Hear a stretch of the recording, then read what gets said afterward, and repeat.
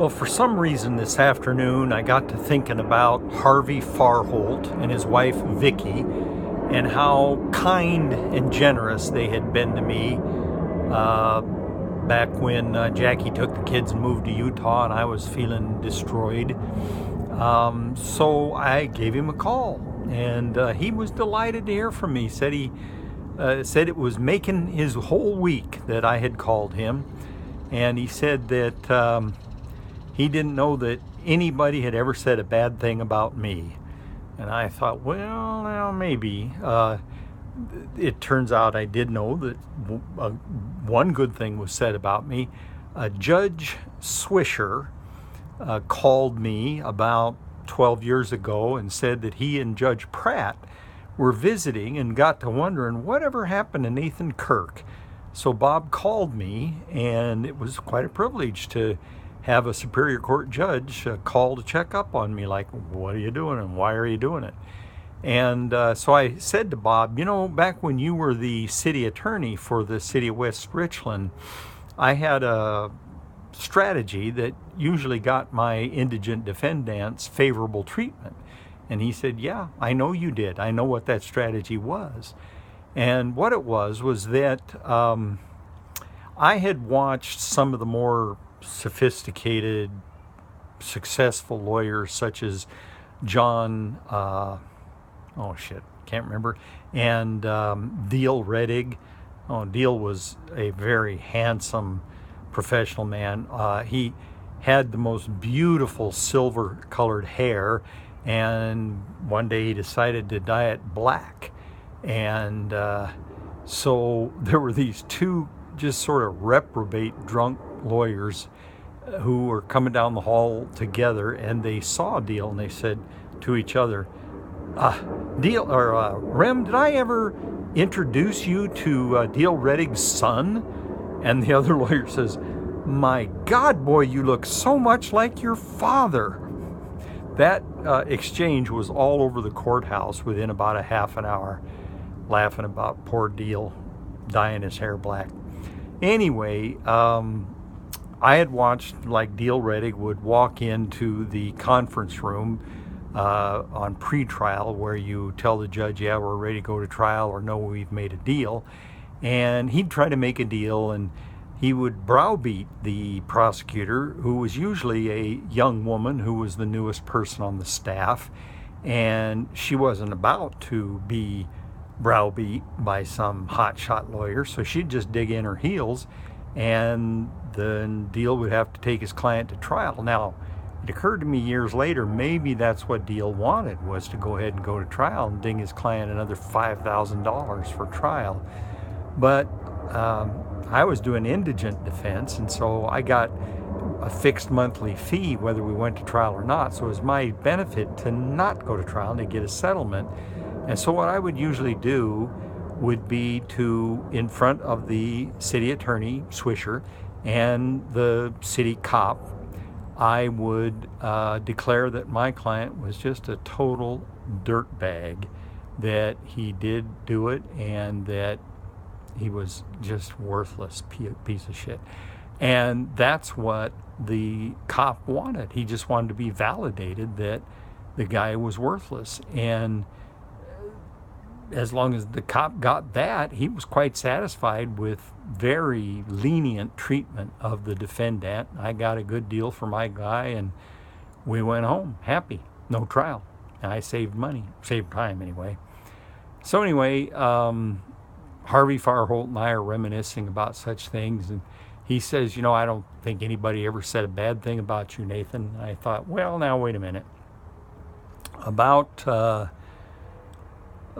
8 months after I left the Tri-Cities and went out to Virginia to be with Donna, I called Reinig, my former partner, to see how he was doing. And he said, sometimes on Law and Motion Day, Thursday mornings in Benton County, the lawyers will be sitting around the courthouse, and they'll get to speculating on why was it that Kirk left town in such a hurry, and why did his wife leave town before that in such a hurry? A big hurry she left town.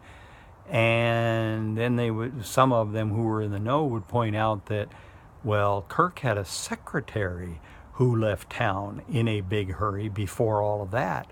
Maybe Kirk got that secretary pregnant.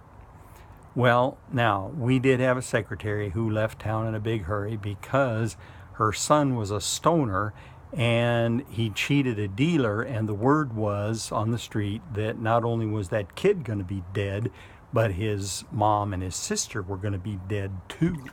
And so once Mom heard that, this worthless kid who'd like stolen her TV to sell drugs, and she'd bailed him out by hawking her car, and he just was worthless. She left town in a big hurry, with murder hanging over her head and no forwarding address. And so, here's these lawyers are speculating on all this. And I said, well, why the hell do they got to make up this story about me and this middle-aged, unattractive secretary when we've got this 20-year-old cutie that drives a sports car? She's a lesbian, but nobody knew that except me. Why can't they make up a story about her? And Reinig says, well, Kirk, the legal messenger service, they open up our letters, our communications, as they pass them around to different law offices, and they then pass along the gossip. And he says, plus they walked in on you once. And he says, now look, Kirk, don't worry about all of this gossip about you and the secretary. When the lawyers start in gossiping like that, I just tell them, no, his wife left him because he's gay. Now, that did get a little traction because I'd done those gays and Mormons weekends, and I kept trying to talk the damn lawyers into coming along and doing them with me. I remember one of these lawyers, I was trying to talk him into it, and he says, oh, Nathan, when I picture a couple of gay guys doing the deed, it just makes me sick. And I said, well, all right, well, let's do a little thought experiment. Let's imagine two people, 300 pounds, and they're making the beast with two backs. What do you think of that? He says, yeah, that makes me sick. I said, well, so imagine a straight couple. They're in their 80s, but, they're 80 years old. Everything's sagging. Gravity's paying hell on them. But they're making love. What about that? He says, yeah, I don't much like that. And I said, well, now let's imagine me and Victoria Principal. And he says, yeah, that creeps me out. I don't like that. I said, well, so picture any guy except you doing it with Victoria Principal. He says, yeah, I don't like. He says, okay, I get your point, but I don't want to go. Okay, so that was my, the lawyers knew that I'd done these gays and Mormons weekends, and so they probably were a little intrigued by Reinig suggesting, it wasn't the secretary. His wife left him because he's gay.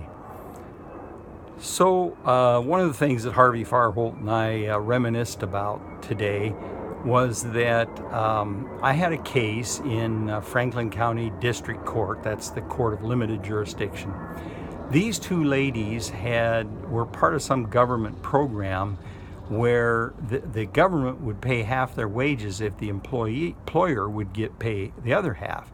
And so the employer was this black woman, ran a restaurant, and she'd recently been busted for serving up roadkill and other exotic animals that ain't supposed to be served in a restaurant. And these gals had worked there for a year and had run up quite a debt of salary that they were supposed to be paid. And the owner of the restaurant figured, well, I told the government I was paying you $15 an hour, and so collect your $7.50 from the government. Well, it didn't work that way. The government needed her to pay the $15 an hour, and then the government would reimburse her the $7.50. So these ladies weren't getting paid, and so I sued. I got a judgment against her, and she wouldn't pay it. So, plus her restaurant was now out of business for serving roadkill. And this was a black woman, And fortunately, over there in East Pasco, she had a bunch of friends from Texas when they were all kids together in Texas. And these friends were willing to sign affidavits that this lady kept a fair amount of cash in her brassiere, and when it got a little bit too bulky, then she'd take it out and put it in a purse in the trunk of her car. So I did some research, and I found out that it's possible to search the body of a debtor to find out if they're storing money on their person.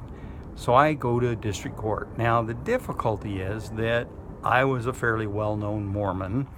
The judge was a Mormon. We called him Whispering Pete because he didn't speak up and he was very shilly-shally. And but he was, he was like a member of a bishopric. So and here's this black woman, and at that time Mormons had a very bad reputation for excluding black men from the priesthood. And so for this young Mormon guy, hell, I might have been an Elders Quorum president at the time, to be persecuting this poor black woman, the judge couldn't take it. So I've got this affidavit from these people, friends of hers, and I'm arguing that I want the judge to order this lady to go back to the jail, where a jail matron can take a peek in her brassiere and see if she's got some money there. And her attorney is pounding the table screaming, I don't know, habeas corpus or some damn thing. And the judge is kind of slinking down in his chair and waving, get out of my courtroom. This is humiliating. I don't want to hear any more about this. Get out, get out. And about this time, the black lady who's sitting on the witness stand gets it, what it is I'm after. And she says, I don't mind. And she lifts up her blouse and reaches in her brassiere and pulls out $1 bill, offers it to me. Well, the courtroom at that point was in pandemonium, and she was busy digging in her brassiere, so I just took her purse and dumped it out, and I saw a couple of bank deposit slips. Now, there's no value to a bank deposit slip. You can't steal anything from the lady with it, but it was enough information that I took it back to the office, prepared a writ of garnishment on those banks, and I got my lady clients paid by this low-down skunky lady. But forever after, I was known as the guy that was trying to get into this lady's brassiere to look for money. I was in court. It got written up in the Tri-City Herald. There was a muckraker named Jack Briggs, always had a column weekly about some muck that he'd raked up, and so he told this whole story one week, and it was all over the courthouse. Everybody's having a good time laughing at Nathan trying to get in this lady's brassiere. And so this cop sits next to me, says, loud enough for the other cops to hear, he says, Nathan, I got $25 if you want to look for it. And I said, there's only one place you could hide that $25, and it would be damn inconvenient for you to get at it when you want to buy gas. So Harvey Farholt and I just had a wonderful time reminiscing. And if you ever get the chance to be in the presence of two lawyers and they're telling war stories, I highly recommend you get in on it.